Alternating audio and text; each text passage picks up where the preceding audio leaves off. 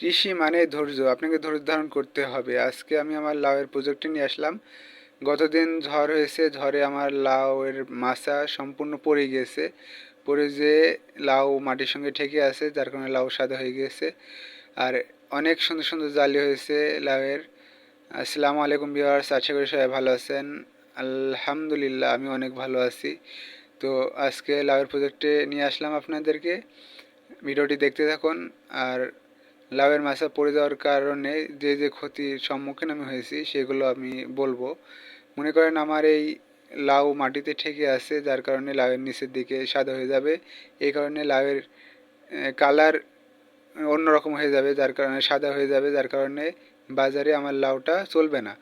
আর লাউ, লম্বা লাউ আপনারা জানেন, শেপ যদি সুন্দর না হয়, সাইজ যদি সুন্দর না হয়, লাউ নিতে চায় না।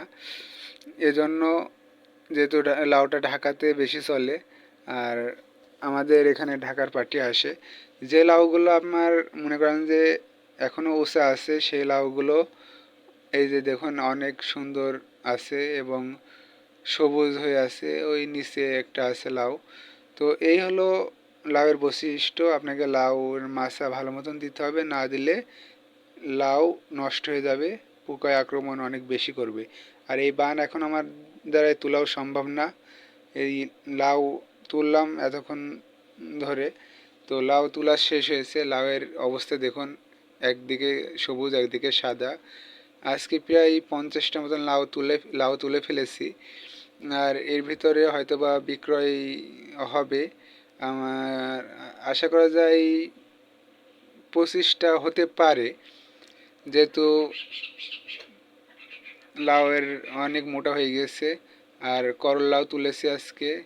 আর এই করলা আমি ধারণা করেছিলাম হয়তোবা 3-4 কেজি হতে পারে, কিন্তু ওজন দেওয়ার পরে করলা হয়েছে প্রায় 6 কেজি, হয়তোবা 1 কেজি ঢলন নিয়েছে, প্রায় 7 কেজি করলা হয়েছে।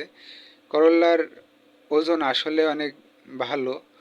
করলা যদি আপনারা সঠিক পরিচর্যা করতে পারেন তাহলে করল্লায় লস নাই।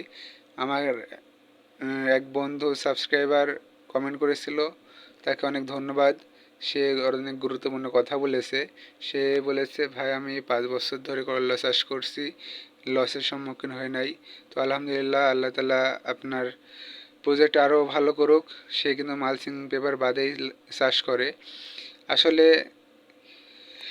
ধৈর্য ধারণ আপনাকে করতে হবে। আমার এই করল্লার প্রজেক্টে খুব একটা খারাপ বলা যাবে না, অনেক ভালোই আছে, কিন্তু সমস্যা হচ্ছে লাল হয়ে যাওয়া।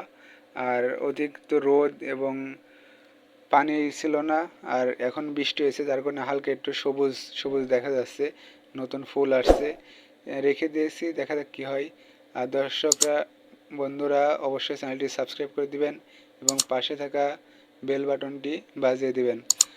আর আমার জন্য দোয়া করবেন, যাতে করে আমি